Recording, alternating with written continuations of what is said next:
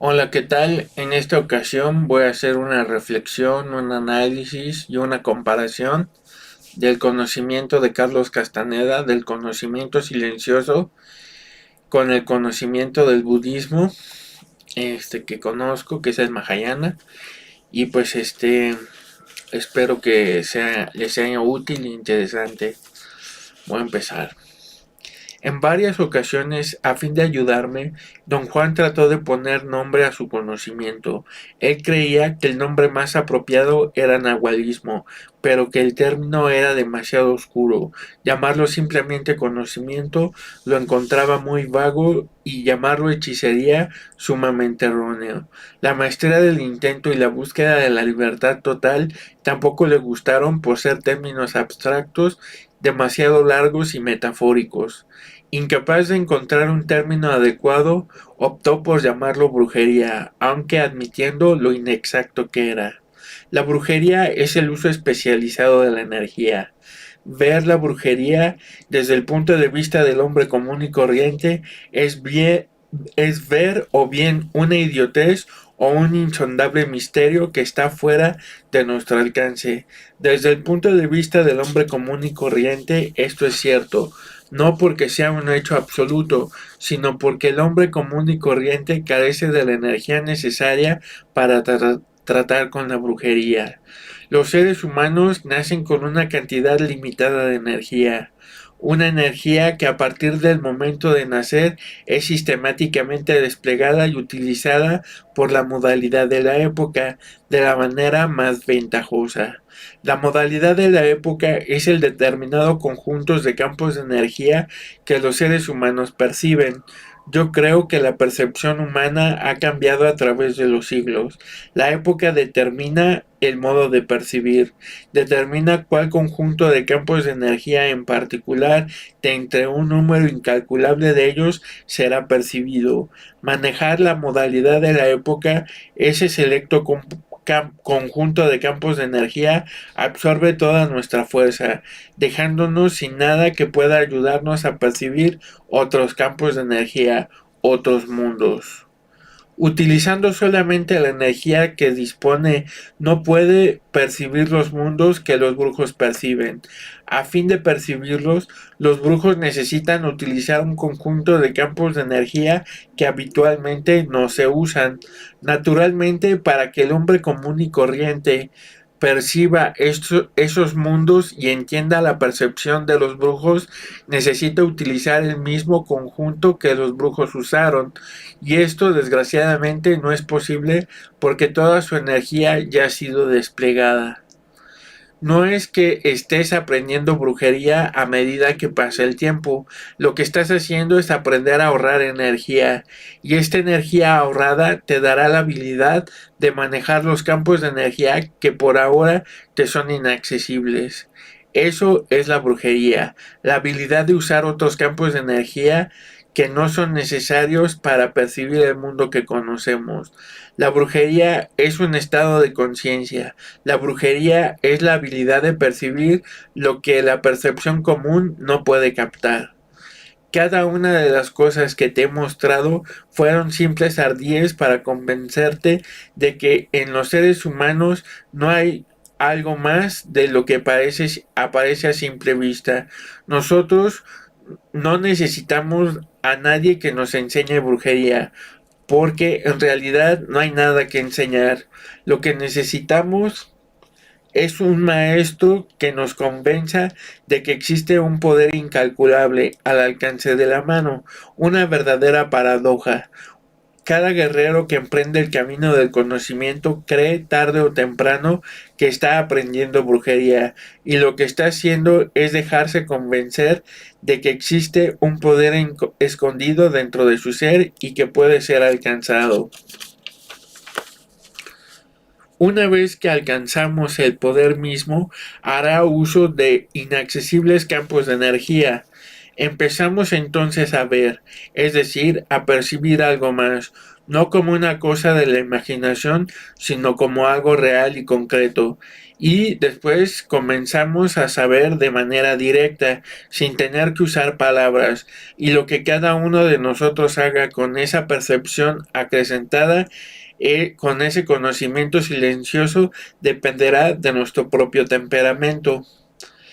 En el universo hay una fuerza inmensurable e indescriptible que los brujos llaman intento, y que absolutamente todo cuanto existe en el cosmos está enlazado, ligado a esa fuerza por un vínculo de conexión.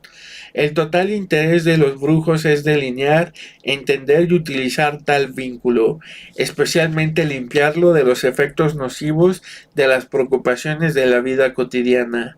La brujería podría definirse como el proceso de limpiar nuestro vínculo con el intento. Afirmó que este proceso de limpieza es sumamente difícil de comprender y llevar a cabo, y que por lo tanto los brujos dividían sus enseñanzas en dos categorías. Una es la enseñanza dada en el estado de conciencia cotidiano, en el cual el proceso de limpieza es revelado en forma velada y artificiosa. La otra es la enseñanza dada en estados de conciencia acrecentada, tal como el que yo estaba experimentando en ese momento. En tales estados, los brujos obtenían el conocimiento directamente del intento, sin la intervención del lenguaje hablado. Empleando la conciencia acrecentada y a través de miles de años de tremendos esfuerzos, los brujos obtuvieron un conocimiento específico y al mismo tiempo incomprensible acerca del intento, y que habían pasado ese conocimiento de generación en generación hasta nuestros días. Dijo que la tarea principal de la brujería consiste en tomar ese incomprensible conocimiento y hacerlo comprensible al nivel de la conciencia cotidiana. Dijo don Juan que a un guía se le llama nahual, y que el nahual es un hombre o mujer dotados de extraordinaria energía, un maestro dotado de sensatez, paciencia, increíble estabilidad emocional, un brujo al cual los videntes ven como una esfera luminosa con 4 compartimentos, como si 4 esferas luminosas estuvieran comprimidas unas contra otras. Su extraordinaria energía les permite a los nahuales intermediar, les permite ser el vínculo que canaliza y transmite a quien fuera la paz, la armonía, la risa, el conocimiento directamente de la fuente del intento. Son los nahuales quienes tienen la responsabilidad de suministrar lo que los brujos llaman la oportunidad mínima, el estar conscientes de nuestra propia conexión con el intento. Existen dos categorías de instrucción. A una de ellas se la denomina enseñanza para el lado derecho y se la lleva a cabo en estados de conciencia cotidianos. A la otra se le llama enseñanza para el lado izquierdo y se la practica solamente en estados de conciencia acrecentada. Las dos categorías de instrucción permiten a los maestros adiestrar a sus aprendices en 3 áreas: la maestría de estar conscientes de ser, el arte del acecho y la maestría del intento. Estas 3 áreas también se conocen como los 3 enigmas que los brujos encuentran al buscar el conocimiento. La maestría del estar consciente de ser es el enigma de la mente, la perplejidad que los brujos experimentan al darse cabal cuenta del asombroso misterio y alcance de la conciencia de ser y la percepción. El arte del acecho es el enigma del corazón, el desconcierto que sienten los brujos al descubrir dos cosas: una, que el mundo parece ser inalterablemente obvio y real, debido a ciertas peculiaridades de nuestra percepción, y la otra, que si se ponen en juego diferentes peculiaridades de nuestra percepción, ese mundo que parece ser inalterablemente objetivo y real cambia. La maestría del intento es el enigma del espíritu, el enigma de lo abstracto. La instrucción proporcionada por don Juan en el arte del acecho y la maestría del intento se basaron en la instrucción de estar consciente de ser. una piedra angular que consiste de las siguientes premisas básicas. 1. El universo es una infinita aglomeración de campos de energía semejante a filamentos de luz que se extienden infinitamente en todas direcciones. 2. Estos campos de energía llamados las emanaciones de la águila irradian de una fuente de inconcebibles proporciones, metafóricamente llamada el águila. 3. Los seres humanos están compuestos de esos mismos campos de energía filiforme. A los brujos, los seres humanos se les aparecen como unos gigantescos huevos luminosos que son recipientes a través de los cuales pasan esos filamentos luminosos de infinita extensión, bolas de luz del tamaño del cuerpo de una persona con los brazos extendidos y hacia los lados y hacia arriba. 4. Del número total de campos de energía filiformes que pasan a través de esas bolas luminosas, solo un pequeño grupo de esa concha de luminosidad está encendido por un punto de intensa brillantez localizado en la superficie de la bola. 5. La percepción ocurre cuando los campos de energía en ese pequeño grupo encendido por ese punto de brillantez extienden su luz hasta resplandecer aún fuera de la bola. Con los únicos campos de energía perceptibles son aquellos iluminados por el punto de brillantez. A este punto se le llama el punto donde encaja la percepción o simplemente punto de encaje. 6. Es posible lograr que el punto de encaje se desplace de su posición habitual en la superficie de la bola luminosa, ya sea hacia su interior o hacia su posición en la superficie o hacia afuera de ella. Dado que la brillantez del punto de encaje es suficiente en sí misma para iluminar cualquier campo de energía con el cual entra en contacto, el punto, al moverse hacia una nueva posición, de inmediato hace resplandecer diferentes campos de energía, haciéndolos de este modo perceptibles. Al acto de percibir de esa manera se le llama ver. 7. La nueva posición del punto de encaje permite la percepción de un mundo completamente diferente al mundo cotidiano, un mundo tan objetivo y real como el que percibimos normalmente.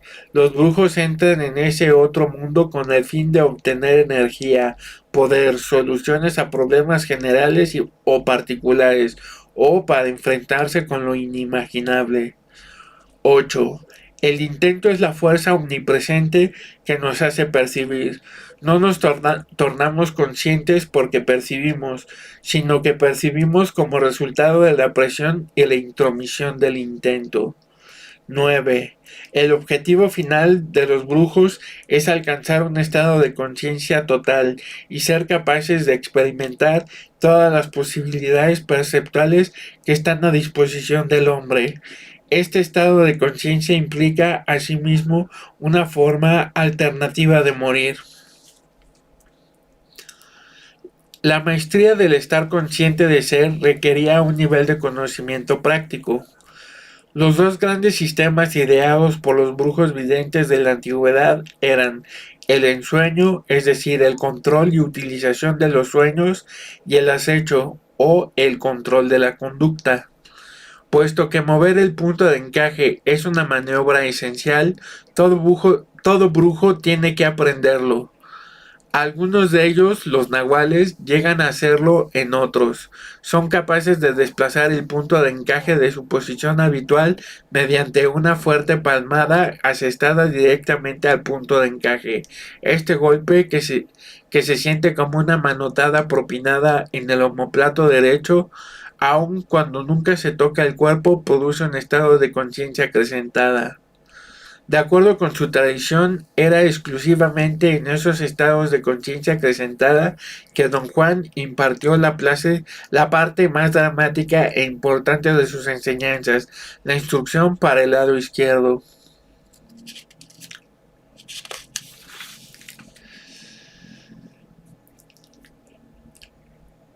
El tópico final de las enseñanzas de Don Juan son las historias de los brujos del pasado. Don Juan me relató estas historias para hacer evidente lo que él llamaba los centros abstractos de sus lecciones. Don Juan me dio a conocer 18 centros abstractos. He tratado aquí con la primera serie compuesta de los seis siguientes, las manifestaciones del espíritu, el toque del espíritu, los trucos del espíritu, el descenso del espíritu, los requisitos del intento y el manejo del intento. Bueno, pues esta primera introducción del libro, que pues me atreví a leer unos fragmentos, creo que nos plantea realmente pues la naturaleza de lo que es el conocimiento, cómo de alguna manera el conocimiento silencioso pues es en esencia el arte de la percepción, de manera pues más directa, y pues es muy parecido realmente a lo que practican en el budismo Zen y en el budismo Mahayana, en el budismo Vajrayana, las prácticas de vaciar la mente, de tener el diálogo interior, aunque no lo llaman así. Y pues realmente, por ejemplo, algo que me llama mucho la atención son las tres áreas que permiten adiestrar a los aprendices. La maestría del estar consciente de ser, el arte del acecho y la maestría del intento. Eso me suena a los tres principios del budismo, que consiste en la sabiduría, en la conducta ética o la disciplina ética y el entrenamiento de la mente. Es el óctuple noble sendero que se divide en estos tres factores. La sabiduría parte de la recta visión o comprensión correcta, del pensamiento o determinación correcta.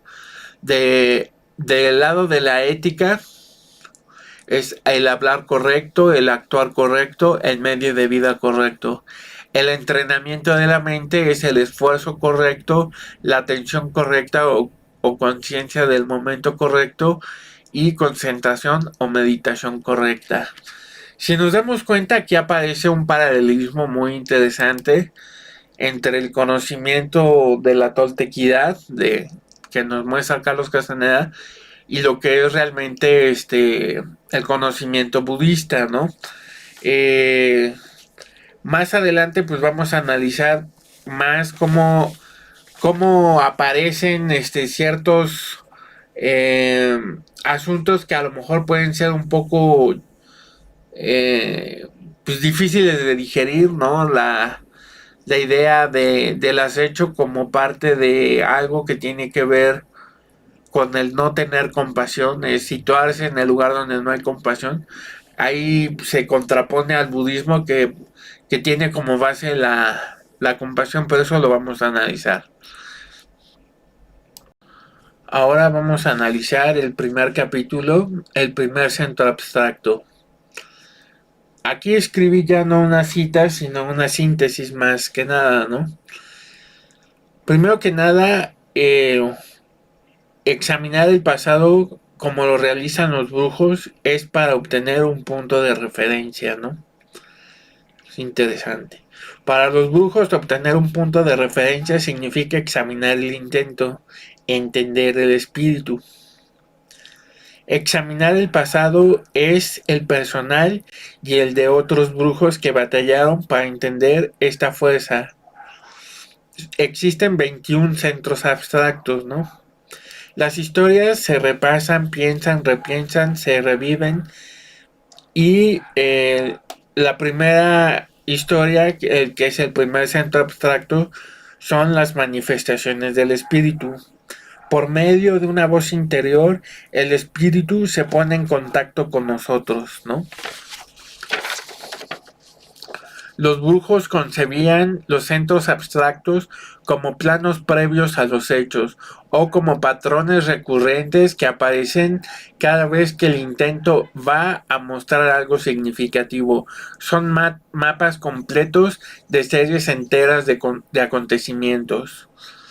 Eso me hace pensar sobre la experiencia mística donde realmente se da una especie de anunciación, una especie de contacto como un arquetipo, como un arquetipo de una conducta de la vida, ¿no? A través de la cual uno reconoce algo que viene, que va a venir, ¿no? Algo que nos va a llevar más profundamente.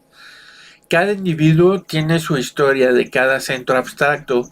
La cualidad de los brujos es reconocer esos centros abstractos, que son un poco como estos arquetipos conductuales que nos pone la vida, ¿no? Que decía, se dice que cuando el aprendiz comprende los centros abstractos, es como si pusiera la piedra que cierra y sella una pirámide. Para un brujo, enseñar es lo que el nahual hace por sus aprendices. El nahual canaliza para ellos la fuerza más poderosa en el universo, el intento, la fuerza que cambia, ordena y reordena las cosas o las mantiene como están. El nahual formula y luego guía las consecuencias que esa fuerza pueda acarrear a sus discípulos. Si el nahual moldea el intento, si el nahual no moldea el intento, no habría ni reverencia ni maravilla en sus aprendices, y en lugar de embarcarse en un viaje mágico de descubrimiento, sus aprendices solo se limitarían a aprender un oficio, curanderos, brujos, adivinadores, charlatanes o lo que fuera. Es interesante porque, bueno, es ahí el significado de lo que es el maestro. Realmente en las diferentes culturas existe algo muy semejante como la noción de gurú, como la noción de esto, porque realmente no representan alguien que te da el conocimiento en sí, sino alguien que es un conducto de ese espíritu, que es muy diferente que alguien te dé un conocimiento a que alguien sea ejemplo, alguien que que esté alineado con la naturaleza, con la esencia de la naturaleza, y que a través de su observación uno pueda entrar en contacto con ese espíritu, ¿no? La única manera de explicar el intento es experimentarlo en forma directa, por medio de una conexión viva que existe entre el intento y todos los seres vivientes. Los brujos llaman intento a lo indescriptible, al espíritu, al abstracto, al nahual. Y bueno, pues este es el capítulo 1 y yo creo que es muy interesante realmente entender esto porque en diferentes tipos de sabiduría y de entendimiento muchas veces hay como un cierto extravío cultural donde se ha generado esta idea del conocimiento como algo que introduce uno en la mente, ¿no? Pero realmente no nos damos cuenta que es limpiar un vínculo, abrir una parte de nuestra mente, conectarla. Tenemos una conexión, ¿no? En fin, vamos al siguiente capítulo. El segundo capítulo es la impecabilidad del Nahual Elías. El desconcertante efecto del vínculo de conexión con el intento es darle a uno la capacidad de saber las cosas directamente. Solo cometen errores los brujos cuando sus sentimientos personales enturbian su vínculo con el intento. De otra manera, su conocimiento directo es totalmente exacto y funcional.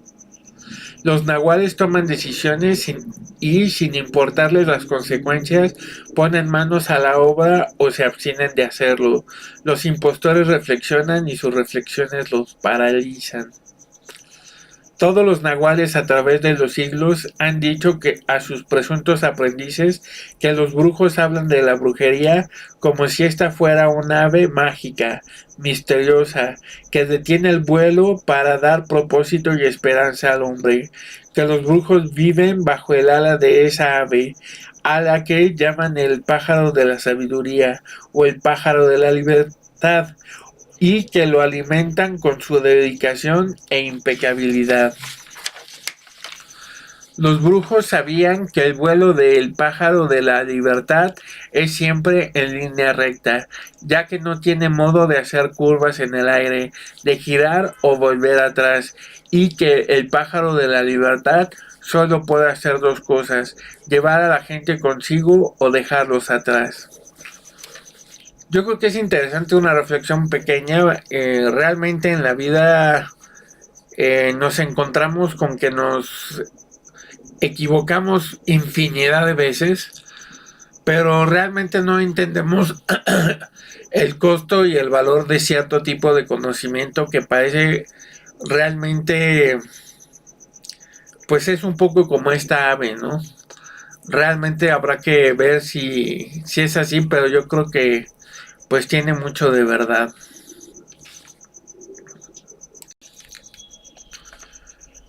El toque del espíritu, capítulo 3, lo abstracto.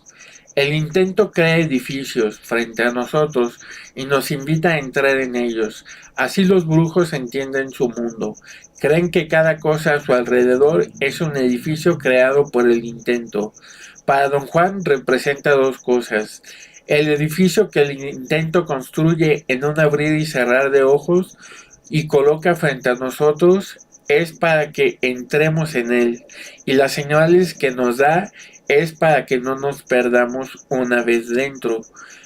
Edificio del intento o la voz silenciosa del espíritu o el arreglo ulterior de lo abstracto, pues bueno, son sinónimos. El conocimiento silencioso, el edificio del intento, está indisputablemente presente en las historias de los brujos. El arreglo ulterior de lo abstracto no es simplemente el orden en el que nos presentaron los centros abstractos, ni lo que tienen en común, ni el tejido que los une. Es el acto de conocer lo abstracto directamente sin la intervención del lenguaje. Desde el momento que los guerreros son incapaces de sentir compasión por sí mismos, tampoco pueden sentir compasión por nadie. Para el guerrero todo comienza y termina en sí mismo. Sin embargo, su contacto con lo abstracto lo hace superar sus sentimientos de importancia personal. El yo se convierte en algo abstracto, en algo sin egoísmo. El sueño es el avión a propulsión de un brujo. Un brujo puede proyectar lo que llaman cuerpo de ensueño. En los sueños el punto de encaje se mueve de manera. En los sueños el punto de encaje se mueve moderadamente y de manera muy natural. El equilibrio mental no es otra cosa que fijar el punto de encaje en un sitio específico y habitual. Si los sueños hacen que el punto de encaje se mueva, y si el soñar es el control de ese movimiento natural, si se necesita energía sexual para ensoñar, cuando se disipa esa energía en el acto sexual, los resultados son desastrosos. Nuestra energía sexual es lo que gobierna el ensueño. Los acechadores son lo opuesto. Podemos saber sin palabras, incluso sin pensamientos. El conocimiento y el lenguaje son cosas separadas. El espíritu es una especie de animal salvaje que mantiene su distancia con respecto a nosotros hasta el momento en que algo lo tienta a avanzar.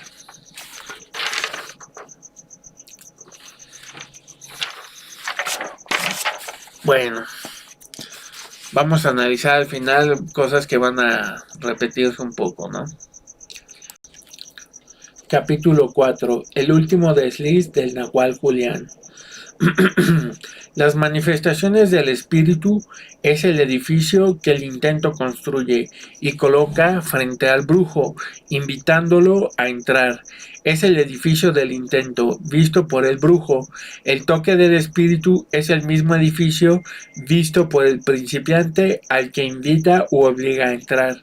El camino de los brujos en general es un proceso arduo cuya finalidad es poner en orden al vínculo de conexión. El vínculo en un hombre común y corriente está prácticamente inerte. Los brujos comienzan siempre con algo que no sirve para nada. Con el fin de revivir ese vínculo de conexión, los brujos necesitan un propósito extremadamente fiero y riguroso, un estado especial de la mente llamado intento inflexible. El reconocer y aceptar que el nahual es el único capaz de suplir ese intento inflexible es la parte de la brujería más difícil para los aprendices. El aprendiz es alguien que se esfuerza por limpiar y revivir su vínculo con el espíritu. Una vez que el vínculo revive, deja de ser aprendiz. Hasta ese día necesita un propósito indomable, un intento inflexible. El aprendiz permite que el nahual le proporcione tal propósito, para lo cual tiene que renunciar a su individualidad.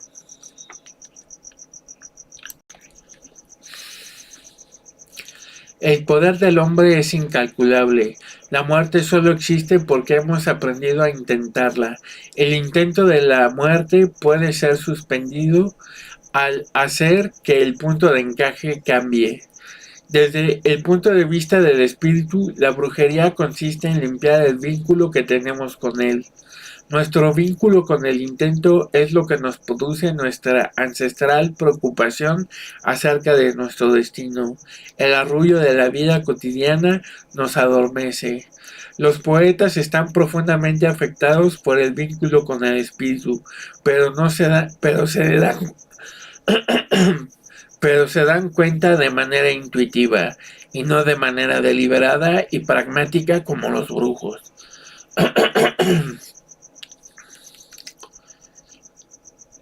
Los trucos del espíritu. 5. Quitar el polvo del vínculo con el espíritu.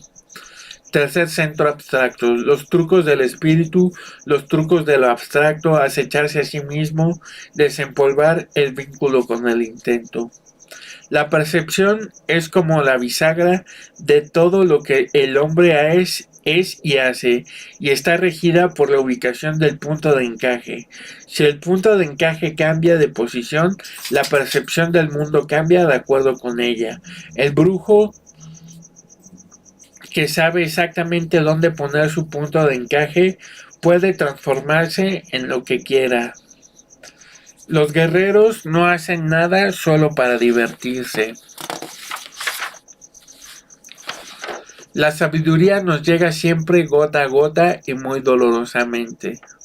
El acecho es un arte aplicable a todo y que consiste de 4 facetas: el no tener compasión, el ser astuto, el tener paciencia y el ser simpático. El no tener compasión no significa ser grosero. El ser astuto no significa ser cruel. El ser simpático no significa ser estúpido. No tengas compasión de nadie, pero sé encantador. Sea astuto, pero muy decente. Ten paciencia, pero sea activo. Debe ser muy simpático y al mismo tiempo aniquilador.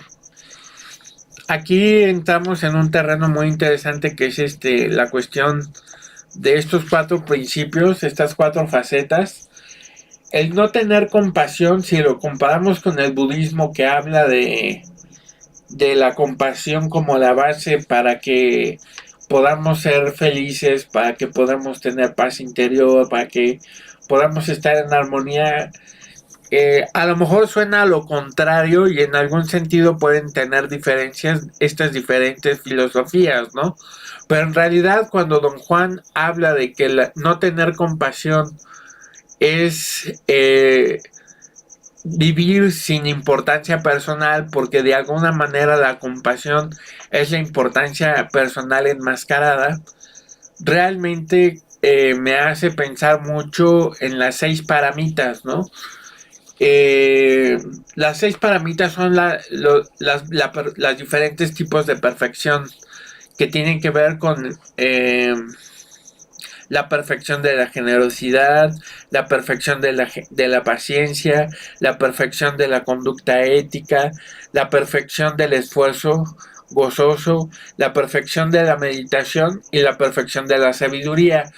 Todas estas perfecciones obedecen a la perfección de la sabiduría, que como la sabiduría en el budismo se entiende como el entendimiento de la naturaleza vacua de la realidad, o sea, de la naturaleza que no tiene una esencia intrínseca, es una naturaleza vacía como lo es la energía. No es que sea la nada, porque ahí entra uno en confusión. Pero precisamente, por ejemplo, si hablamos de la generosidad desde el punto de vista del budismo y la generosidad desde el punto de vista de la toltequidad, coinciden en que todo tiene que ver con esa vacuidad. Si es el espíritu el que se manifiesta y hace que uno sea generoso sin que el yo tenga esa contaminación de la importancia personal, en el budismo viene a resultar lo mismo. Si uno es compasivo, si uno es generoso, si uno tiene estas virtudes, tiene que ser sin que uno se adjudique en sí un papel, ¿no? Donde la importancia, el egoísmo, el yo, sea el autor de estas acciones. Precisamente cada una de estas paramitas tiene que ser dentro de ese entendimiento de la vacuidad, que que nuestro ser, el yo, el ser, es vacío, es un fenómeno vacío.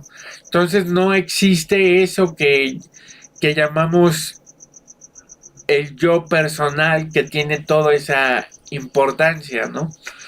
Eso es interesante porque realmente marca un entendimiento de estas filosofías, y realmente lo que estamos viendo con las diferencias y los paralelismos entre estas dos diferentes visiones es que obedecen a una misma realidad, ¿no? Finalmente, ¿no?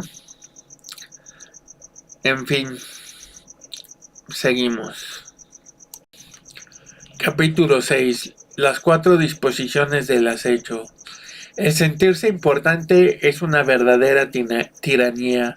Para un espectador ajeno, la conducta de los brujos podría parecer maliciosa, cuando en realidad no es nada menos que impecable. Los actos maliciosos son llevados a cabo por aquellos que buscan provecho propio. Los brujos, por otra parte, actúan con el propósito ulterior que no tiene nada que ver con el provecho personal. El hecho de que disfruten de sus actos no cuenta como provecho, sino como una característica del temperamento. El hombre común y corriente actúa solo si hay alguna oportunidad de beneficiarse. Los guerreros, por otro lado, actúan no por el beneficio propio, sino por el espíritu. Primeramente, los brujos deben aprender a acechar y después a intentar, solo así pueden mover el punto de encaje a voluntad.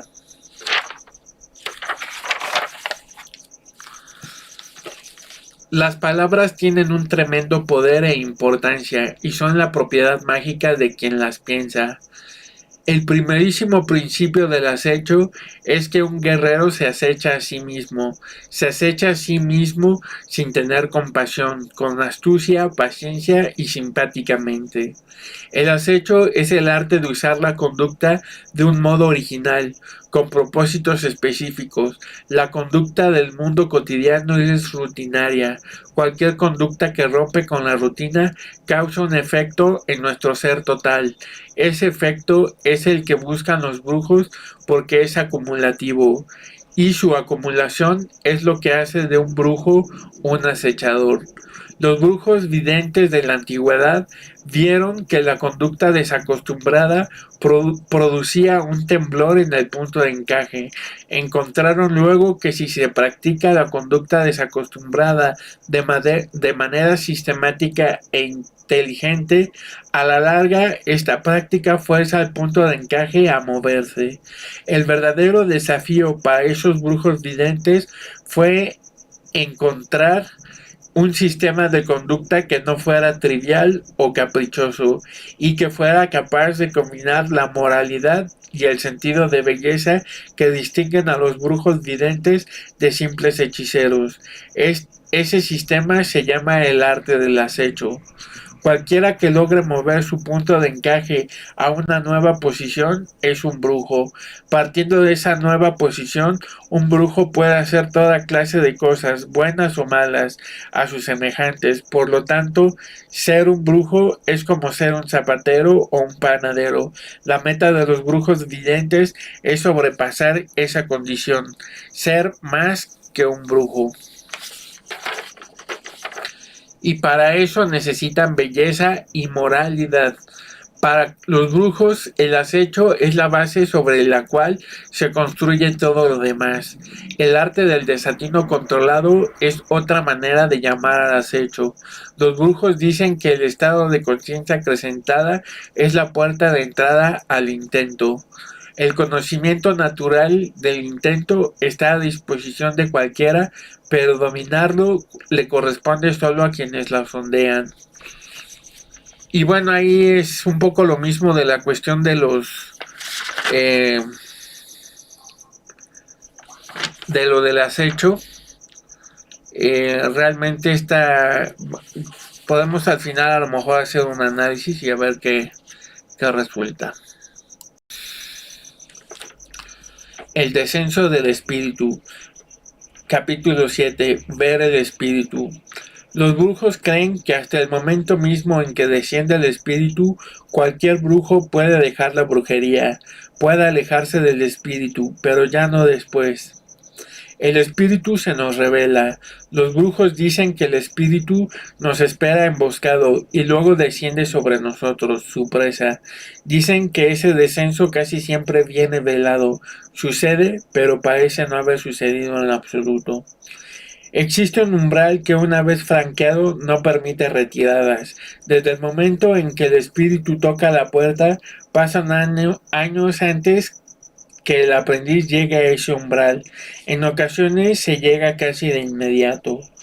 Todos los brujos tienen la obligación de recordar muy claramente cuándo y cómo cruzaron ese umbral, a fin de fijar en sus mentes el nuevo estado de su potencial perceptivo. Esto significa entrar a un nuevo mundo, y no es esencial el ser aprendiz de brujo para llegar a ese umbral. La diferencia entre el hombre común y corriente y el brujo es lo que ponen en relieve. El brujo recalca el cruce del umbral y usa ese recuerdo como punto de referencia. El hombre común y corriente recalca el hecho de que se refrena de cruzarlo y de que hace lo posible por olvidarse de haber llegado a él.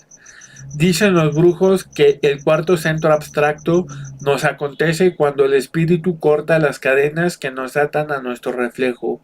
Cortar nuestras cadenas es algo maravilloso, como también algo muy fastidioso, porque nadie quiere ser libre. Nuestras cadenas nos aprisionan, nos mantienen amarrados a ese reflejo nuestro, a fin de defendernos de los ataques de lo desconocido. Una vez que nuestras cadenas están rotas, ya no estamos atados a las preocupaciones del mundo cotidiano. La característica de la gente normal es que compartimos una daga metafórica, la preocupación con nuestro reflejo. Con esa daga nos cortamos y sangramos. La tarea de las cadenas de nuestro reflejo es darnos la idea de que todos sangramos juntos, de que compartimos algo maravilloso, nuestra humanidad. Pero si examinamos lo que nos pasa, descubriríamos que estamos sangrando a solas, que no compartimos nada y que todo lo que hacemos es jugar con una obra del hombre, nuestro predecible reflejo.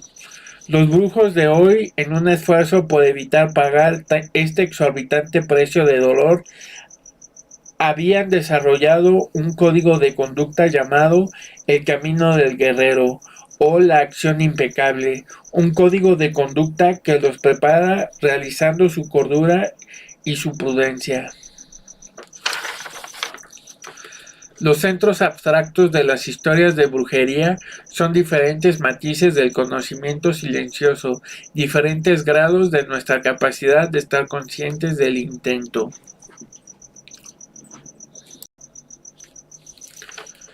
Capítulo 8. El salto mortal del pensamiento. Los brujos se esfuerzan sin medida por tener su muerte en cuenta, con el fin de saber, al nivel más profundo, que no tienen ninguna otra certeza sino la de morir. Saber esto da a los brujos el valor de tener paciencia, sin dejar de actuar, les da el valor de acceder, el valor de aceptar todo sin llegar a ser estúpidos, el valor de ser astutos sin ser presumidos, les da el valor de no tener compasión sin entregarse a la importancia personal. Los brujos se acechan a sí mismos para romper el poder de sus obsesiones. Los brujos dicen que la muerte es nuestro único adversario que vale la pena. La muerte es quien nos reta y nosotros nacemos para aceptar ese reto, seamos hombres comunes o brujos. Los brujos lo saben, los hombres comunes y corrientes no. La vida es el proceso mediante el cual la muerte nos desafía. La muerte es la fuerza activa, la vida solo es el medio, el ruedo, y en ese ruedo hay únicamente dos contrincantes a la vez, la muerte y uno mismo. Si nos movemos es debido a la presión de la muerte. La muerte marca el paso a nuestras acciones y sentimientos y nos empuja sin misericordia hasta que nos derrota y gana la contienda o hasta que nosotros superamos todas las imposibilidades y la derrotamos. Los brujos hacen eso, derrotan a la muerte. Esta reconoce su derrota dejándonos en libertad para nunca retarnos más. Dejar de retarlos significa que el pensamiento ha dado un salto mortal a lo inconcebible. Un salto mortal del pensamiento a lo inconcebible es el descenso del espíritu, el acto de romper nuestras barreras perceptuales. Es el momento en el que la percepción del hombre alcanza sus límites. Los brujos practican el arte de enviar precursores, exploradores de vanguardia, a que sondeen nuestros límites perceptuales. Un poema puede ser un explorador. Al limpiarse, al aclararse el vínculo de conexión con el intento, la energía que de ordinario era utilizada para enturbiarlo y mantener fija su posición en el sitio habitual se libera y se concentra de manera automática en el vínculo mismo. Esto es cuestión de un desplazamiento automático e instantáneo que sucede una vez que se alcanza un determinado grado de pericia que los brujos llaman el puro entendimiento. Debido a que el puro entendimiento es un explorador de vanguardia que sondea aquella inmensidad, el brujo narrador sabe sin lugar a dudas que en algún lugar, de alguna manera, ahí en ese infinito, en este mismo momento, ha descendido el espíritu.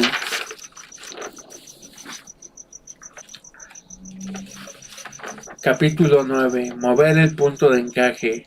El primer principio de la brujería es no tener compasión. Una vez que las dudas desaparecen, todo es posible. El no tener compasión es una posición específica del punto de encaje. La recapitulación de sus vidas que hacen todos los brujos es la clave para mover el punto de encaje. Los brujos inician la recapitulación pensando, recordando los actos más importantes de toda su vida. De simplemente pensar en ellos pasan a verdaderamente estar en los eventos, pasan a revivirlos. Cuando logran esto, han movido en efecto el punto de encaje al sitio preciso en el que estaba cuando ocurrió el evento que están reviviendo. Revivir totalmente un acontecimiento pasado mediante el movimiento del punto de encaje es lo que los brujos llaman acordarse. Cada sitio al que se mueve el punto de encaje está representado por un brillo específico en los ojos, puesto que los ojos tienen memoria propia pueden acordarse de cualquier sitio donde se murió el punto de encaje, donde se movió el punto de encaje, acordándose del brillo específico asociado con ese sitio. La razón por la cual los brujos dan tanta importancia al brillo de sus ojos y su mirada es porque los ojos están directamente vinculados al intento. Por contradictorio que parezca, la verdad es que los ojos solo están superficialmente conectados con el mundo cotidiano. Su conexión más profunda es con lo abstracto. El no tener compasión no es otra cosa que la total falta de compasión por uno mismo.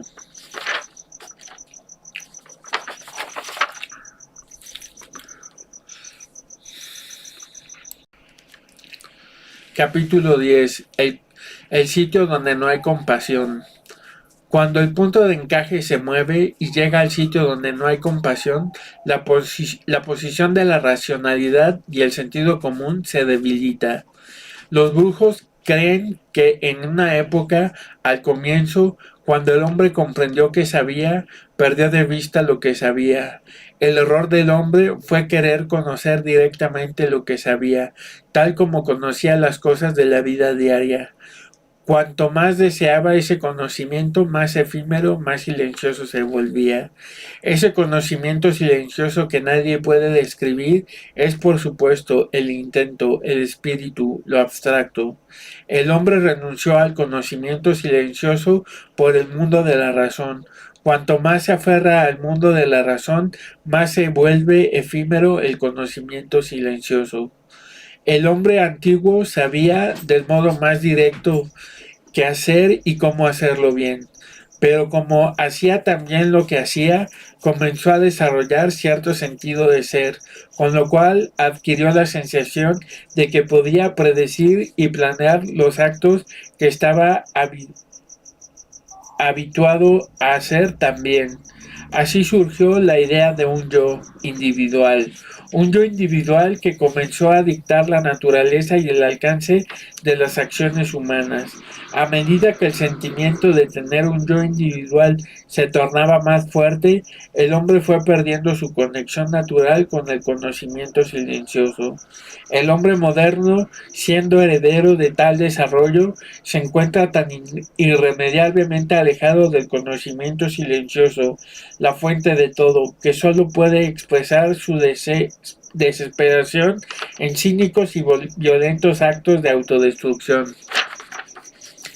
La causa del cinismo y la desesperación del hombre es el fragmento del conocimiento silencioso que aún queda en él, un ápice que hace dos cosas. Una, permite que al hombre vislumbrar su antigua conexión con la fuente de todo, y dos, le hace sentir que sin esa conexión no tiene esperanzas de satisfacción, de logro o de paz. La guerra para un brujo no significa actos de estupidez individual o colectiva, ni una violencia absurda. La guerra para el brujo es la lucha total contra ese yo individual que ha privado al hombre de su poder. Los brujos están convencidos de que la posición del punto de encaje es lo que hace del hombre moderno un egocéntrico homicida, un ser totalmente atrapado en su propia imagen. Así, habiendo perdido toda esperanza de volver al conocimiento silencioso, el hombre busca consuelo en su yo individual, y al hacerlo consigue fijar su punto de encaje en el lugar más conveniente para perpetuar su imagen de sí.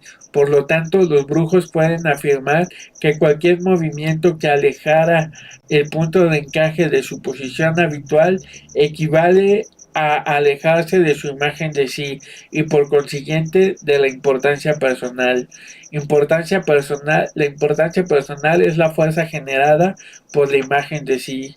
Los brujos desenmascararon a la importancia personal encontrando que es en realidad la compasión por sí mismo disfrazada.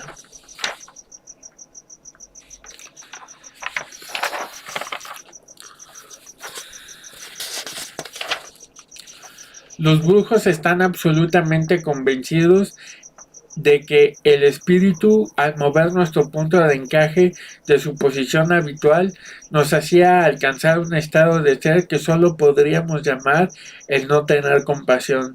Cuando se mueve el punto de encaje, se derrumba la importancia personal, porque sin la posición habitual del punto de encaje, la imagen de sí pierde su enfoque.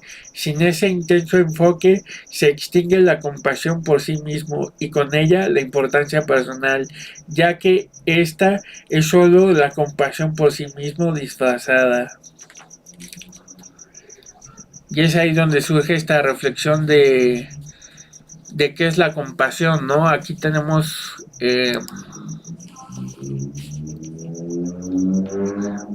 o sea, la compasión en realidad es la conexión con el sufrimiento que sienten los demás y es la aspiración, la voluntad de que dejen de sufrir los demás seres. El problema entre las dos visiones, tanto la budista y la toltequidad o de la de Carlos Castaneda, es que, bueno, de alguna manera parece una contradicción, pero en realidad son diferentes maneras de abordar el asunto, ¿no? La compasión y la autocompasión, como parte de lo mismo, forman parte de un dualismo. Y la compasión en el sentido budista es un estado diferente que no tiene que ver con esa visión, porque finalmente es un conducto del intento de la voluntad divina, ¿no? Realmente ese estado cercano a la naturaleza que está reflejado en el Génesis de la Biblia cristiana y judía, es un poco lo que está contando don Juan, aunque lo dice desde un ángulo un poco diferente, ¿no? Yo creo que es interesante y pues valdría la pena leer varios de estos libros para entender más a fondo de qué se trata. Los requisitos del intento, capítulo 11, romper la imagen de sí. La energía de los brujos derivada de la reducción de su imagen de sí les permite un mayor alcance a sus sentidos. Lo que el nahual trata de hacer con sus aprendices es romper el espejo de la imagen de sí.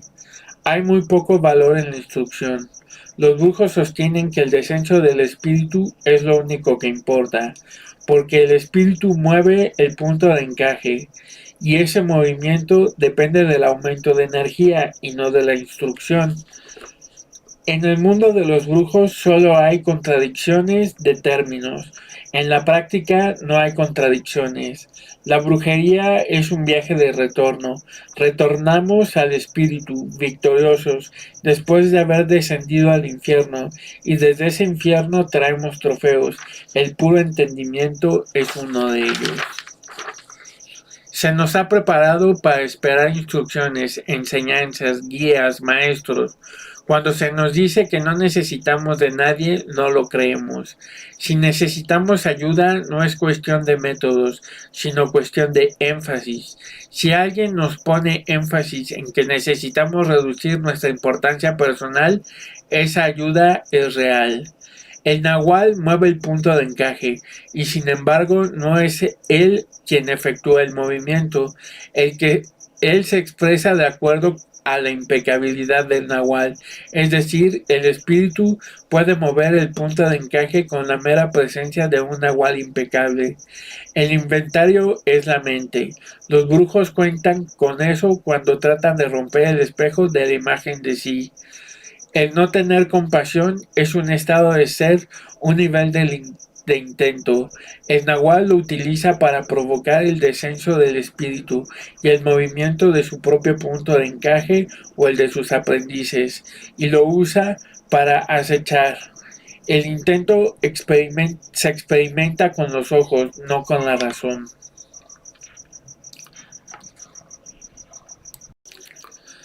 Capítulo 12.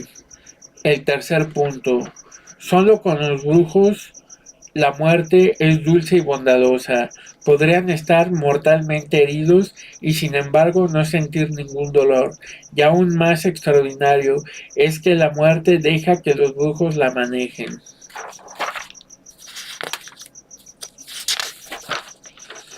En el mundo de la vida cotidiana, nuestra palabra o nuestras decisiones se pueden cancelar con mucha facilidad. Lo único irrevocable en nuestro mundo es la muerte. En el mundo de los brujos, por el contrario, la muerte normal puede recibir una contraorden, pero no la palabra ni las decisiones de un brujo, las cuales no se pueden cambiar ni revisar. Una vez tomadas, valen para siempre.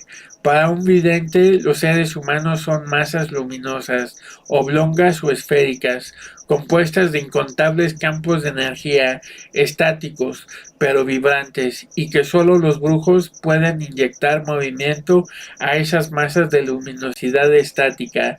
En una milésima de segundo pueden mover sus puntos de encaje a cualquier lugar de la masa luminosa. Ese movimiento y la velocidad con la cual lo realizan entrañan una instantánea percepción de otro universo y consecuentemente un vuelo a dicho universo. O bien los brujos, al mover sus puntos de encaje de un solo tirón a través de toda su luminosidad, pueden crear una fuerza inmensa que los consume instantáneamente. El hombre común llama al reino de la percepción extraordinaria brujería, hechicería u obra del demonio, y se aleja horrorizado sin atreverse a examinarlo. Los brujos llaman a la libertad el tercer punto. El mundo de la vida cotidiana consiste en una serie de dos puntos de referencia, por ejemplo, el aquí y el allá, afuera y adentro, arriba y abajo, bien y mal, y así sucesivamente. De modo que, debidamente hablando, nuestra percepción de la vida es bidimensional. Nada de lo que hacemos tiene profundidad. El brujo percibe sus acciones con profundidad. Sus acciones son tridimensionales. Los brujos tienen un tercer punto de referencia. Nuestros puntos de referencia son obtenidos primariamente de nuestra percepción sensorial. Nuestros sentidos perciben y diferencian todo lo que es inmediato para nosotros y lo que no lo es. Usando esta distinción básica derivamos el resto. A fin de alcanzar el tercer punto de referencia, uno debe percibir dos lugares al mismo tiempo. El tercer punto de referencia es la libertad de la percepción. Es el salto mortal del pensamiento a lo milagroso. Es el acto de extendernos más allá de nuestros límites para tocar lo inconcebible. Realmente es interesante porque, bueno, creo que tiene que ver con salirse del pensamiento dualista, pero vivirlo realmente, porque va más allá de una cuestión racional, ¿no? Pero sí es verdad que vivir en esa dualidad, bueno, malo, caliente, frío, arriba, abajo, todo eso nos encierra en una manera binaria, bidimensional.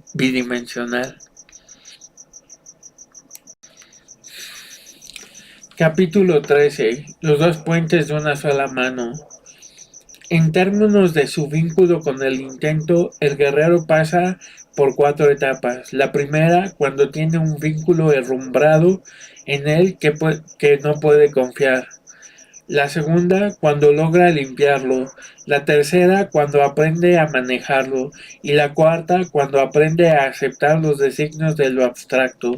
La posición del conocimiento silencioso se llamaba el tercer punto, porque a fin de alcanzarlo había que pasar por el segundo punto, el lugar donde no hay compasión.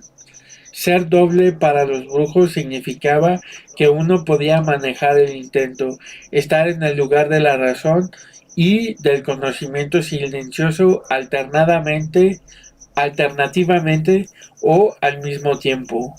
El ser humano que fuera un dechado o modelo de la razón podría mover su punto de encaje con facilidad, Para ser un dechado o modelo del conocimiento silencioso, solo aquellos que estaban en una de las dos posiciones podrían ver con claridad la, la otra posición. Ese había sido el modo como se inició la era de la razón. La posición de la razón se veía claramente desde la posición del conocimiento silencioso. La conexión entre el conocimiento silencioso y la razón era para los brujos como un puente de una sola mano, llamado interés, es decir, el interés que los auténticos hombres del conocimiento silencioso tenían por la fuente de lo que sabían, y el otro puente de una sola mano que conecta la razón con el conocimiento silencioso es llamado el puro entendimiento, es decir, lo que le dice el hombre de razón, que la razón es solamente una estrella en un infinito de estrellas. Cualquier ser humano que tuviera ambos puentes en funcionamiento es un brujo en contacto directo con el espíritu, la fuerza vital que posibilita ambas posiciones. El espíritu solo escucha cuando el que habla le habla con gestos, y los gestos no significan hacer señales o mover el cuerpo, sino actos de verdadero abandono, de generosidad, de humor. Como gesto para el espíritu, los brujos sacan de sí lo mejor que tienen, su abandono, su frialdad, su audacia, y silenciosamente lo ofrecen al espíritu.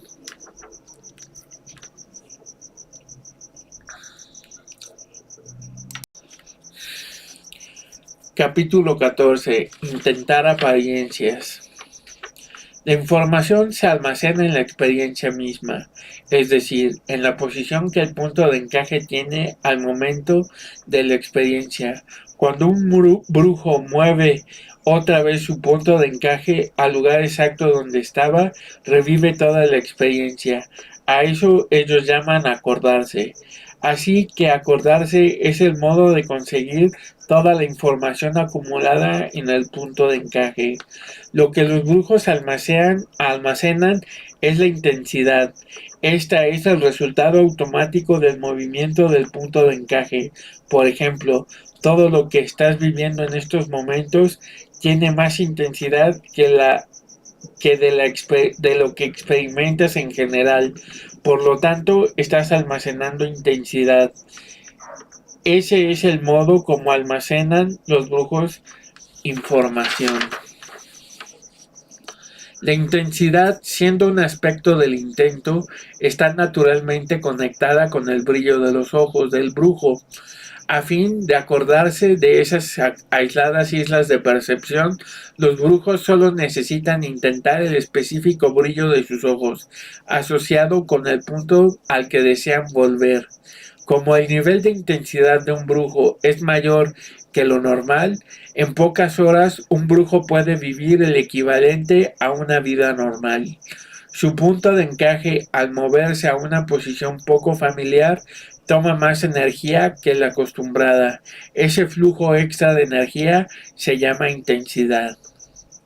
La experiencia de los brujos es tan descabellada que ellos acostumbran a acecharse a sí mismos, con ella haciendo hincapié de que somos perceptores y de que la percepción tiene mucho más posibilidades de la que puede concebir la mente. A fin de protegerse de esa inmensidad de la percepción, los brujos aprenden a mantener una mezcla perfecta de no tener compasión, de tener astucia, de tener paciencia, de ser simpáticos. Estas cuatro bases están entrelazadas de modo inextricable. Los brujos las cultivan intentándolas. Estas bases son, naturalmente, posiciones del punto de encaje. Todo acto realizado por un brujo es deliberado en pensamiento y realización, y está por definición gobernado por esos cuatro principios fundamentales del acecho. Los brujos las usan como guías. Son cuatro estados mentales, cuatro diferentes tipos de intensidad que pueden usar para inducir a sus puntos de encaje a moverse a posiciones específicas. Con el fin de protegerse del abrumador efecto del conocimiento silencioso, desarrollaron el arte del acecho. El acecho mueve el punto de encaje de un modo ínfimo, pero incesante, dando así a los brujos el tiempo y la posibilidad de reforzarse. Existe una técnica muy usada por los brujos, el desatino controlado. Los brujos aseguran que esa es la única técnica con que cuentan para tratar consigo mismos en la conciencia acrecentada y con la gente en el mundo de la vida cotidiana. Desatino controlado es el arte del engaño controlado o el arte de fingirse completamente inmerso en el acto del momento, fingiendo también que nadie podría diferenciar esa imitación de lo genuino. El desatino controlado no es un engaño en sí, sino un modo sofisticado y artístico de separarse de todo sin dejar de ser una parte integral de todo. El desatino controlado es un arte sumamente molesto y difícil de aprender. Muchos brujos no tienen aguante para eso, porque hace falta mucha energía para ejercitarlo. Los acechadores dicen que no somos tan complejos como creemos, dicen que pertenecemos a una de tres categorías. Esas tres categorías yo las relaciono con el triple veneno del budismo, que es las causas del sufrimiento, que en el caso de Castaneda, pues tiene que ver con la importancia personal, que tiene que ver con la ignorancia, el apego y la aversión u odio. Y y son como diferentes tipos de personalidades más en esta filosofía de Don Juan. Eh, la omití porque, bueno, de alguna manera vale la pena más leerlo directamente. Todos estos centros abstractos los voy a leer. Las manifestaciones del espíritu, el toque del espíritu, los trucos del espíritu, el descenso del espíritu, los requisitos del intento, el manejo del intento. El manejo del intento es algo velado, es el arte del acecho, en sí es la impecabilidad. Los centros abstractos se revelan con suma lentitud. La importancia personal es como un monstruo de 1000 cabezas, y hay tres maneras en que uno puede enfrentarse a él y destruirlo. La primera consiste en cortar una cabeza por vez. La segunda es alcanzar ese misterioso estado de ser llamado el sitio donde no hay compasión, el cual mata la importancia personal de hambre. La tercera es pagar por la aniquilación instantánea del monstruo de 1000 cabezas con la muerte simbólica de uno mismo. No existe ni bien ni mal, solo existe el poder. La tarea de todo nahual es guiar a la conciencia para que vuelva hacia lo abstracto, libre de cargas e hipotecas. El ritual puede atrapar nuestra atención mejor que ninguna otra cosa, pero también existe un precio muy alto. Ese precio es la morbidez. Podría cobrar altísimas cargas e hipotecas a nuestra conciencia de ser. La conciencia de ser es como una casa inmensa. La conciencia de la vida cotidiana es como estar herméticamente encerrado en un cuarto, en un solo cuarto de esa casa donde, donde la conciencia de ser es como una casa inmensa. La conciencia de la vida cotidiana es como estar herméticamente encerrado en un solo cuarto de esa casa durante toda la vida. Se entra en ese cuarto por medio de una abertura mágica, el nacimiento, y se sale por medio de otra abertura mágica, la muerte. Los brujos son capaces de hallar una abertura más y salir de ese cuarto herméticamente cerrado, estando aún vivos. Un logro estupendo, pero un logro más estupendo aún es que al escapar de ese cuarto sellado, los brujos son capaces de elegir la libertad. Eligen abandonar por completo esa casa inmensa, en vez de perderse en otras partes de ella. La morbidez es la antítesis de la oleada de energía que la conciencia necesita para alcanzar la libertad. Hace que los brujos pierdan el rumbo y se queden atrapados en los intrincados y oscuros corredores de lo desconocido.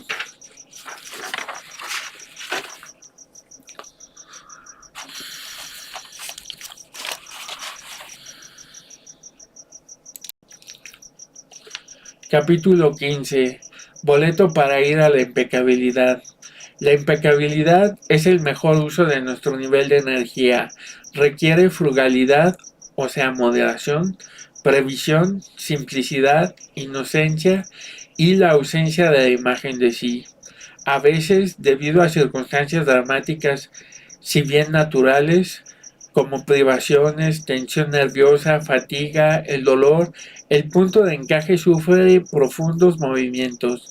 Si los hombres en tales circunstancias logran adoptar la impecabilidad como norma y llenar los requisitos del intento, pueden sin dificultad aprovechar al máximo ese movimiento natural. De ese modo, buscarían y hallarían cosas extraordinarias en vez de hacer lo que hacen en tales circunstancias, ansiar el retorno a la normalidad. Cuando se lleva al máximo el movimiento del punto de encaje, tanto el hombre común y corriente como el aprendiz de brujería se convierten en brujos, porque llevando al máximo ese movimiento, la continuidad de la vida diaria se rompe sin remedio. Es con la impecabilidad que se logra esto. La verdadera dificultad no está en mover el punto de encaje, ni en romper la continuidad. La verdadera dificultad está en tener energía. Si se tiene energía, una vez que el punto de encaje se mueve, cosas inconcebibles están al alcance de la mano. El aprieto del hombre moderno es que intuye sus recursos ocultos, pero no se atreve a usarlos. Por eso dicen los brujos que el mal del hombre es el contrapunto entre su estupidez y su ignorancia. El hombre necesita ahora más que nunca aprender nuevas ideas que se relacionen exclusivamente con su mundo interior, ideas de brujo, no ideas sociales, ideas relativas al hombre frente a lo desconocido, frente a su muerte personal. Necesita aprender acerca de la impecabilidad y los secretos del punto de encaje. Un protector silencioso es una inexplicable oleada de energía que le llega al guerrero cuando todo lo demás falta. Las opciones de brujo son las protecciones silenciosas. Las opciones de brujo son posiciones del punto de encaje, del infinito número de ellas que el punto de encaje puede alcanzar. De esos movimientos, profundos o superficiales, el brujo puede fortalecer su nueva continuidad. La pobreza es un estado de ser. Para que un brujo tenga completa certeza acerca de sus acciones o acerca de su posición en el mundo de los brujos, o acerca de su capacidad de utilizar inteligentemente su nueva continuidad, debe invalidar la continuidad de su vida cotidiana. Los brujos videntes de los tiempos modernos llaman a ese proceso de invalidar la vida cotidiana el boleto para ir a la impecabilidad, o la muerte simbólica pero definitiva del brujo. El boleto de un brujo para ir a la impecabilidad es su muerte, y el gran truco de los brujos es estar totalmente conscientes de que están muertos. Su boleto para ir a la impecabilidad debe estar envuelto en puro entendimiento. En esa envoltura dicen los brujos que el boleto se mantiene flamante. El descenso del espíritu lo es todo, pero no significa nada si no se llenan los requisitos del intento. Por lo tanto, cultiva el abandono, la frialdad y la audacia. En otras palabras, sé impecable. ¿Qué tal? Después de haber leído la síntesis del libro del conocimiento silencioso de Carlos Castaneda, donde surgen varios puntos sobre varios valores, varios principios, eh, la cuestión que maneja Don Juan, vamos a analizarlo y compararlo con el budismo y ver qué cosas tienen en común y en qué cosas se podrían diferenciar. Y en realidad, yo lo que veo o lo que tiendo a ver es que puede haber diferencias, pero finalmente obedecen a una contemplación de la realidad, y esta contemplación, esta observación de la realidad, obligadamente nos va a llevar a encontrar ciertos puntos en común. En principio, en el budismo Mahayana, existen lo que se conoce como los cuatro recordatorios, que son cuatro elementos vitales existenciales, con los cuales se medita, se trabaja todos los días para generar un estado de conciencia que permita precisamente generar un estado de alerta, de emergencia, para tomar responsabilidad y gobernar la propia vida hacia una dirección positiva, ¿no? Estos cuatro recordatorios consisten en lo preciado de la vida humana, que no es simplemente el hecho de nacer como humano, sino considerar que a través de los renacimientos que tienen los seres, es muy raro, es muy afortunado el contar con una vida que tenga acceso a la sabiduría, a un maestro que nos permita estar en contacto con el conocimiento, ¿no? O sea, es lo que se llama la triple joya, ¿no? Se medita también, el segundo recordatorio es sobre la muerte y la impermanencia, ¿no? Se medita todos los días sobre la muerte, sobre el hecho de que vamos a morir, igual que en los libros de Don Juan de Castaneda. Se contempla la muerte como un aliado que nos permite generar la conciencia, generar el entendimiento, generar un estado de alerta y de emergencia para tomar una responsabilidad, ¿no? La impermanencia forma parte de lo mismo, porque finalmente, pues, el cambio constante que existe en la vida, todo cambia, todo muta, todo se transforma, nos lleva a la muerte finalmente, ¿no? Entonces, observar eso, pues es lo que nos permite encontrar un sentido en la vida, ¿no?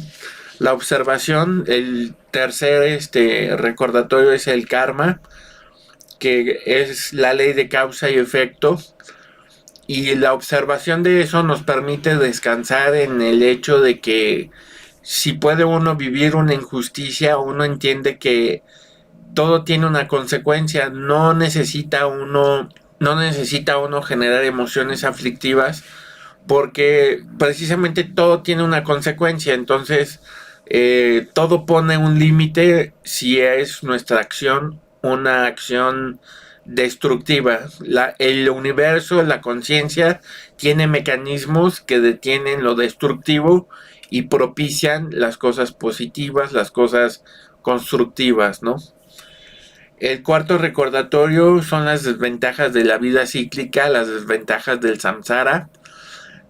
Es parte de lo que el samsara, pues, es el ciclo de renacimientos en el cual estamos atrapados, que nos lleva a sufrir la vejez, la enfermedad, la muerte.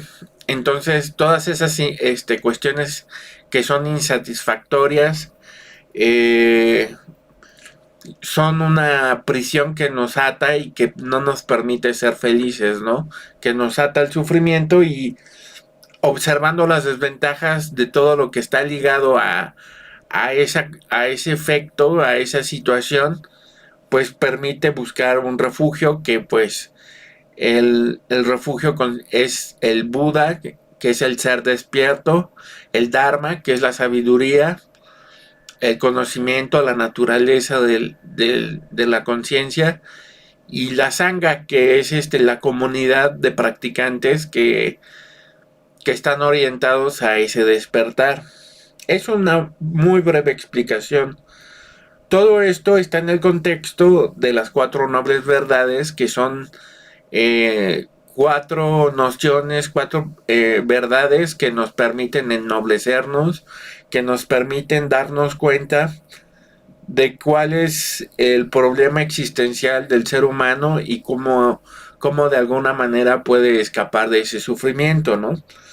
La primera noble verdad es la existencia de la insatisfacción o el sufrimiento, lo que le llaman dukkha, y pues a través de esa contemplación, pues nos damos cuenta realmente qué es lo que necesitamos para resolverlo. Precisamente la segunda noble verdad es sobre la causa del sufrimiento, que está ligada al deseo, a la sed de vivir, que es lo que está enraizado en lo que se conoce como el triple veneno, ¿no?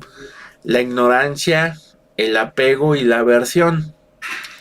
Son los tres venenos que nos hacen sufrir, que nos hacen vivir la insatisfacción.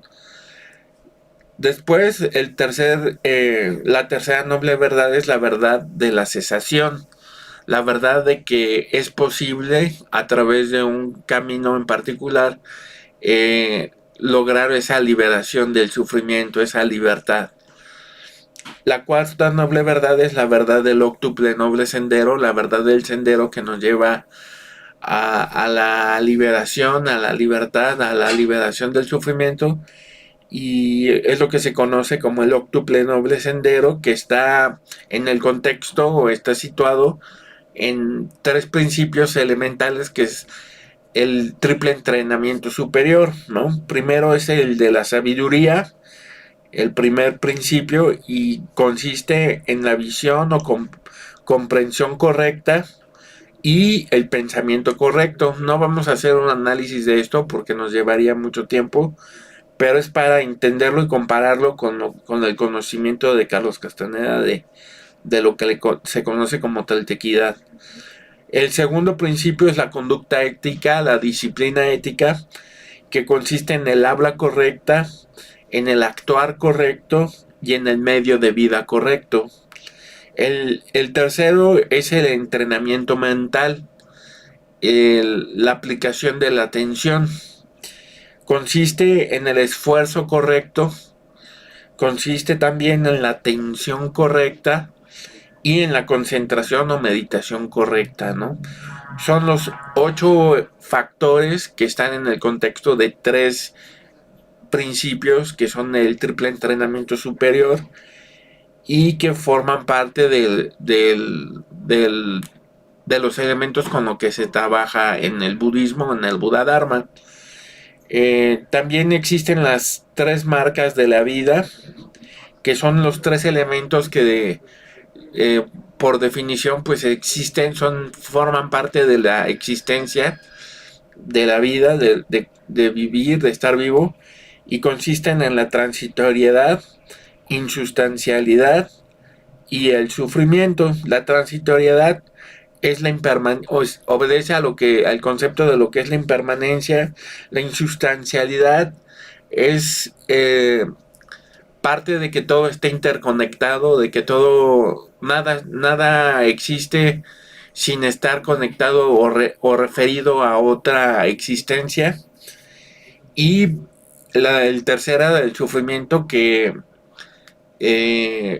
todo ser vivo está condicionado, está limitado por el sufrimiento, dado que es necesario, primero que nada, pues despertar para liberarse de ese sufrimiento, ¿no? Precisamente el paradigma de Carlos Castaneda y de Don Juan, pues es liberarnos de alguna manera del sufrimiento, ¿no? De una manera diferente, con principios y valores que coinciden en algunas cosas, pero en otras parece que difieren en su totalidad. A continuación voy a leer y voy a hacer una comparación de los tres principios de los cuales habla Don Juan en sus libros, lo que es la maestría de estar consciente de ser, el arte del acecho, la maestría del intento, y cómo están relacionadas con lo que es el entrenamiento mental del budismo, la conducta ética y la sabiduría. Bueno, en principio, pues el entrenamiento mental consiste en el desarrollo y en la del conocimiento de la aplicación de la atención, cómo se puede entrenar la mente a través del trabajo con la atención. Eso me parece que es muy semejante a lo que es la maestría de estar consciente de ser. Lo que es el arte del acecho en sí mismo, bueno, el arte del acecho se divide en 4 elementos que están referidos a lo que es la conducta, ¿no? Es más que nada eso. En el budismo es más, ese aspecto está más centrado en lo que es la conducta ética, ¿no? Entonces, como que compararlo no va a coincidir en su totalidad. Lo que es la maestría del intento, pues yo la puedo interpretar como el entendimiento de la sabiduría, porque finalmente esto que es el intento o la voluntad, que en el cristianismo se puede entender como la voluntad divina, en el budismo es el entendimiento de lo que es la vacuidad, la naturaleza vacua de las cosas, de los fenómenos, cómo todo está interconectado, cómo todo forma parte de algo que no tiene una sustancia que una sustancia específica y separada, ¿no? Nada está separado, todo es vacío, todo, todo forma parte de algo que no tiene una, una existencia fija e intrínseca, ¿no? El arte del acecho consiste en no tener compasión, ser astuto, tener paciencia y ser simpático. En el budismo existe seis principios que se trabajan, que forman parte de las prácticas budistas, que se llaman las 6 paramitas, ¿no? Consisten en la generosidad, en la ética, en la paciencia, en la diligencia o el esfuerzo gozoso, meditación y sabiduría, que son, a mí me parece que forman parte de 3 elementos que es la meditación, la conducta y la sabiduría. En este sentido, pues coinciden en algunas cosas y en otras no. Son diferentes puntos de vista, diferentes cosmovisiones que resuelvan la existencia, y que la que más hace ruido a mi parecer, es la de no tener compasión. Porque en principio, pues parece como muy, o sea, que está como pareciera como relacionada a la crueldad, pero como ya leímos, dice Don Juan, no tener compasión no significa ser cruel, significa en realidad no, no sentir lástima ni por ti mismo ni por los demás. Que para eso voy a leer un texto que, que me parece lo escribió el Dalai Lama, que nos habla precisamente del concepto budista de lo que es y lo que no es la compasión. El concepto de compasión desde la etimología. En español, la palabra compasión proviene de la palabra latina compati, sufrir con.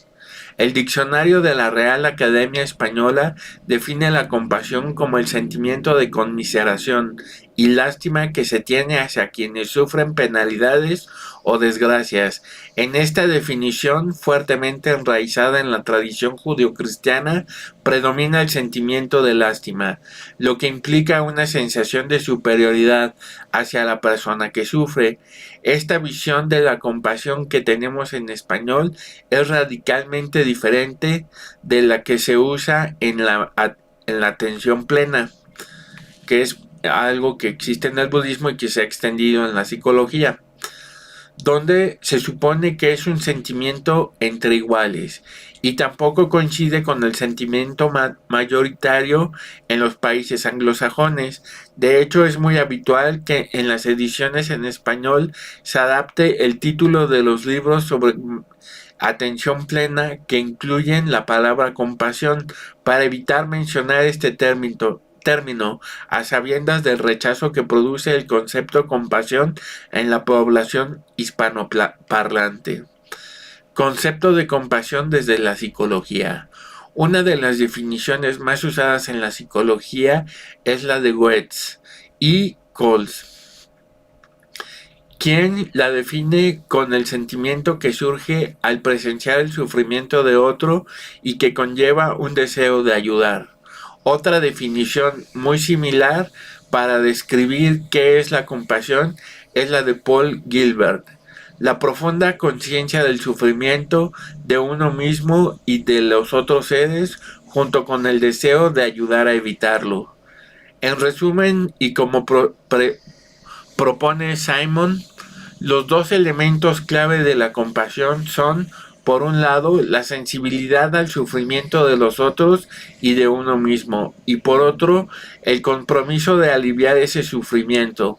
La sensibilidad al sufrimiento está basada en la empatía, en comprender lo que pasa en la mente del otro, concepto que en psicología llamamos mentalización o teoría de la mente. Lo definitorio de la compasión es el deseo de aliviar el sufrimiento de otro. Por eso, la compasión no es solo una emoción, sino, como dice Paul Gilbert, es una motivación que orienta la conducta humana. Esta definición es muy similar al concepto budista de bodhicitta. Uno de los modelos más utilizados en compasión es el de Kristin Neff y su grupo. Ellos han estructurado su definición de compasión con base a 3 pilares que reunimos en esta siguiente tabla. Atención plena consiste en hacerse consciente del sufrimiento propio y de los otros, sin juicios ni críticas. No negamos el sufrimiento o huimos de él, ni nos quedamos atrapados por él, lo que Neff denomina sobreidentificación, como hacen la mayoría de las personas. Esta fase es clave porque no podemos sentir compasión si no hay alguien que sufre, pero también porque si nos sobreidentificamos con el sufrimiento solo generamos empatía, no compasión, y desembocaremos en el burnout o el quemado profesional. Humanidad compartida. Es tomar conciencia de que el sufrimiento que experimentamos nosotros lo están experimentando millones de personas en este momento, y lo han experimentado en el pasado y lo experimentarán en el futuro en otras muchas personas, porque cualquier tipo de sufrimiento que estemos experimentando es consustancial con la naturaleza humana, como afirman todas las religiones, lo que nos permite desarrollar un sentimiento de ecuanimidad frente al sufrimiento. Lo contrario de la humanidad compartida es el aislamiento, ensimismarse en lo que nos ocurre creyendo erróneamente que nuestra situación es única, y esto nos lleva necesariamente a la culpa y o la vergüenza, sentimientos absolutamente destructivos e inútiles que cronifican la depresión. Autocompasión implica afecto, amabilidad y comprensión hacia uno mismo cuando se experimenta sufrimiento, en lugar de autocriticarse, culparse o negar el propio dolor. Consiste en tratarnos a nosotros mismos tal y como tratamos a un niño indefenso o a un amigo muy querido. Lo contrario sería la autocrítica destructiva y culpabilizarse. Basado en este modelo, existe una escala para medir la compasión, traducida y validada en español por nuestro grupo, y que puede ser de... no, eso vamos a omitir. Concepto de compasión desde la perspectiva budista. Dada la importancia de la tradición budista en el origen de la atención plena y más aún en el tema de la compasión dentro de la psicología occidental, es interesante ampliar algo más este concepto. Varios de los protocolos terapéuticos sobre compasión y muchas de sus prácticas provienen del budismo. Una de las definiciones de compasión más frecuentes citadas en la atención plena es la ya citada. La compasión consiste en el deseo de que todos los seres sintientes estén libres de sufrimiento. En el budismo, desde el siglo V a.C., introducido por el sabio Buddhaghosa Nanamoli, se utiliza el concepto de enemigos lejanos, que son características que habitualmente consideramos claramente opuestas, como puede ser la crueldad y la amabilidad.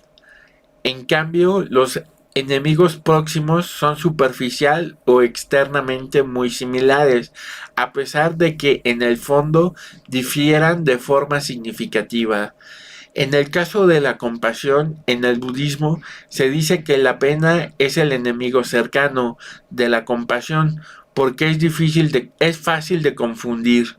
Hemos definido la compasión como un sentimiento de empatía por la persona que sufre, acompañado de deseo de aliviar el sufrimiento, mientras que en la pena puede no haber empatía ni conexión con el que sufre, y además suele existir cierta sensación de superioridad sobre la persona hacia quien se siente lástima. Pero quizá la mayor diferencia es que en Oriente la compasión es fuente de alegría y fortaleza, mientras que en Occidente, como también hemos visto antes, filósofos como Spinoza o Nietzsche la consideran muy negativa. En Occidente, el origen etimológico de la compasión es sufrir con. En nuestra cultura, si nosotros sufrimos, se espera que nuestros seres queridos, como nuestra pareja, familia y amigos, sufran también con nosotros por empatía. Si no lo hacen, sentimos que son egoístas o que no nos quieren. En el budismo, el deseo de que los otros se encuentren libres de sufrimiento tiene que ir necesariamente ligada a la alegría. A los occidentales no nos parece fácil porque lo que causa la compasión de forma natural conduce a la tristeza. Por eso hay que monitorizar nuestra respuesta. Compasión, según el budismo, no significa identificarse con el sufrimiento de otro hasta llegar a sufrir con él.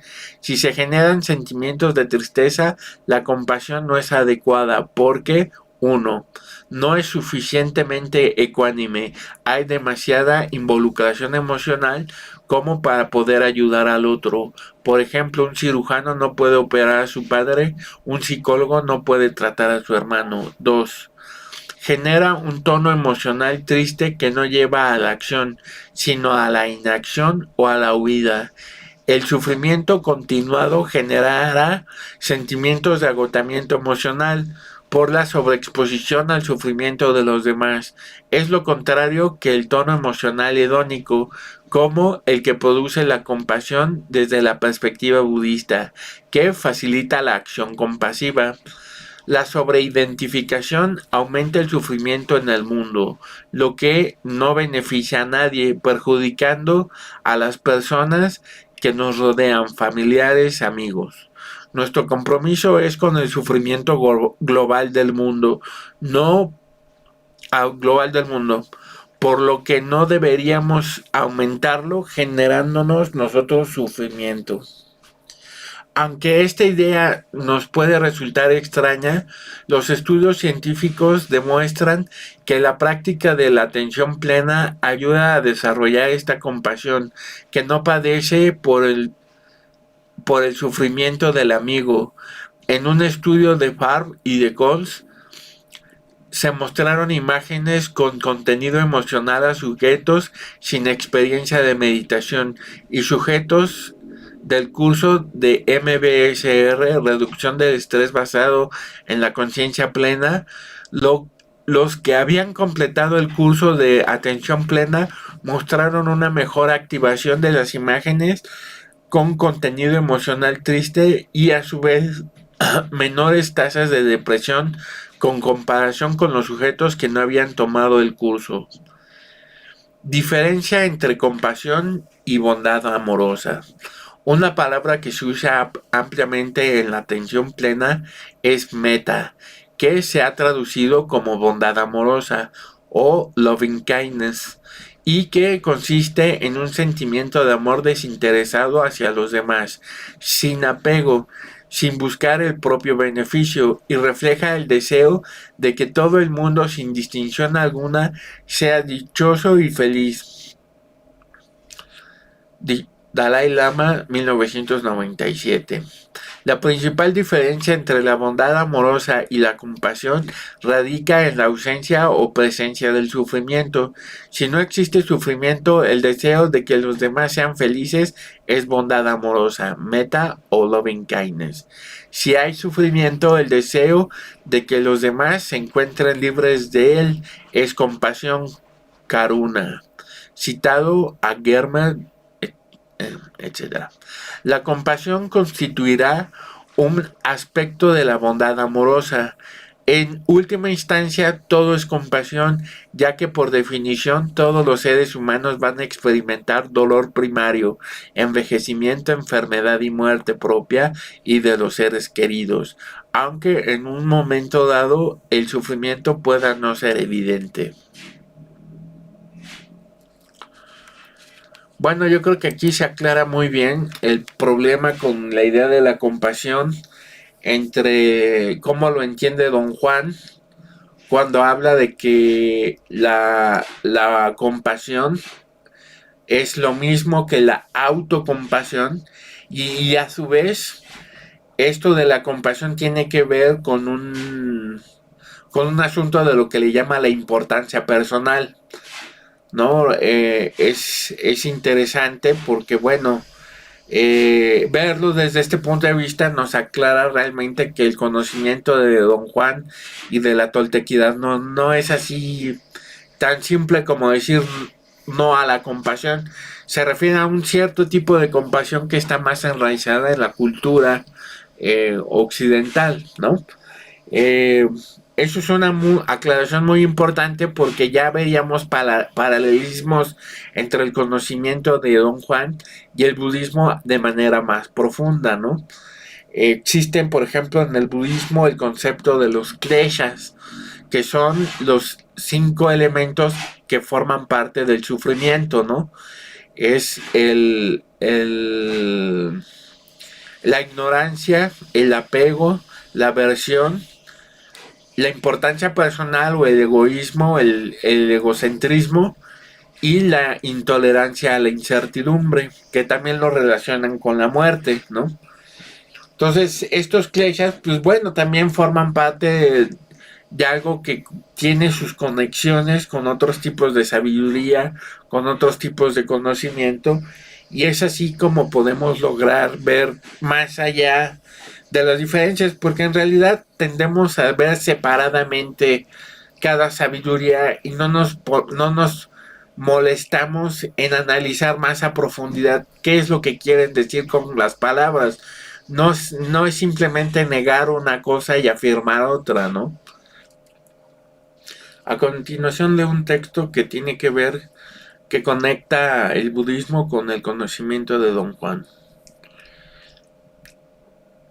El budismo, como un conocimiento más allá del bien y del mal, observa que nadie es intrínsecamente bueno o malo. Sin embargo, existen acciones buenas o virtuosas y acciones malas o no virtuosas. La vacuidad se puede entender observando un aspecto esencial de la realidad como lo es la energía. La energía se puede entender como el movimiento, la vibración que se experimenta en la mente como en el espacio. La luz es una forma de energía muy sutil, el sonido es un movimiento más denso, se pueden representar como ondas y lo son. Todo esto son fenómenos vacíos porque a pesar de ser movimiento, no se sabe qué es lo que se mueve, si es o existe una sustancia última que realiza ese movimiento. Podemos ver ondas en las ondas que forman ondas más complejas. Ese misterio de la energía y el vacío conecta a la mente al ser, dado que son cualidades de la vida aunque entendidas como fenómenos de la naturaleza distintas. El espíritu o lo abstracto es una manera de referirse al ser y a la vacuidad, que son la esencia de todo.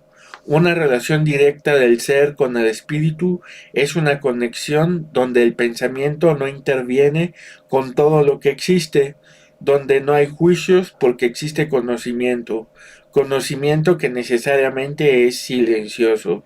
Saber basado en la percepción es saber sin que la mente genere ideas o cuando la idea descansa en el percibir.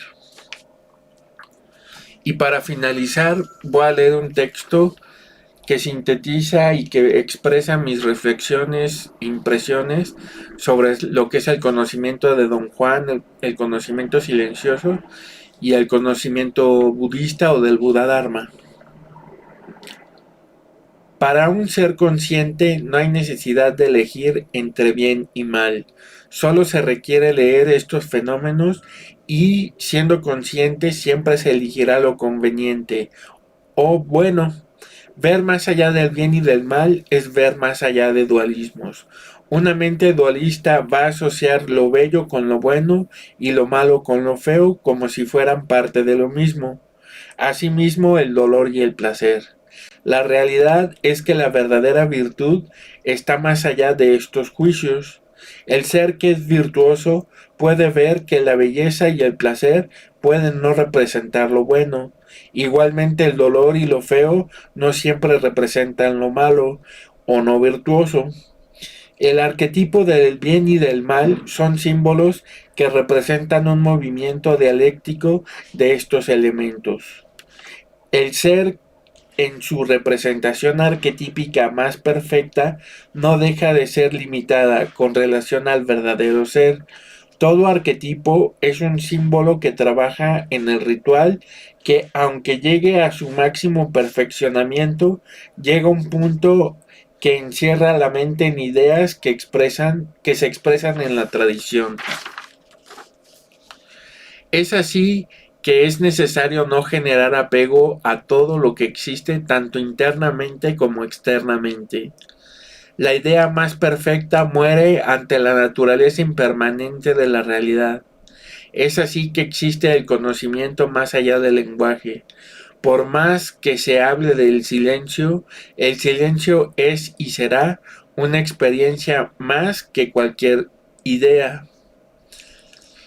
El conocimiento con ideas es la razón, la cual no es ni buena ni mala en sí, solo que en un momento dado la conciencia nos llevará al conocimiento silencioso, donde el espíritu es. La vida es espíritu y el espíritu es vida. Por naturaleza estos son libres, no tienen principio ni fin, y conectan lo denso con lo sutil, ya que lo denso está hecho de lo sutil y no al revés, tal como la materia es energía y la energía trasciende la materia. El amor es energía consciente de sabiduría, que toca todo lo denso y sutil. El mal es esencialmente el ignorar lo existente en lo que respecta a esa energía consciente de sabiduría, y el buscar su calor, siendo así una existencia vacía. El bien es ver esa energía consciente de sabiduría y reconocerla como luz de conocimiento que nutre en silencio. La voluntad o intento es movido y es también esa luz del universo, que no tiene límites. La mente es la dimensión de la conciencia que gobierna desde el amor, que no se puede representar, que es abstracto y a la vez concreto. Es una unidad y un camino. La luz que nos guía es esa, y al puerto que nos lleva es el vacío total, lleno de vida y sentido. Pues muchas gracias y espero sea de utilidad y sea de su agrado. Gracias.